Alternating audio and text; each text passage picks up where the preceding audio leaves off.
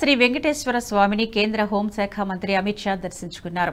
ఉదయం వీఐపీ విరామ సమయంలో కుటుంబ సభ్యులతో కలిసి స్వామివారి సేవలో పాల్గొని మొక్కులు చెల్లించుకున్నారు.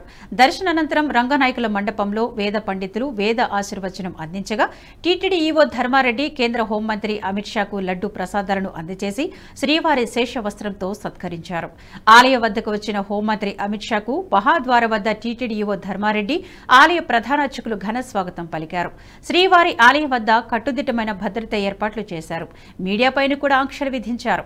ఆలయ పరిసర ప్రాంతాల్లో ఎవరిని అనుమతించకుండా భద్రత కట్టుదిట్టం చేశారు. ఇవాళ 12 గంటల అనంతరం తిరుమల నుంచి కేంద్ర హోంమంత్రి అమిత్ షా తిరుగు ప్రయాణమయ్యే అవకాశం ఉంది.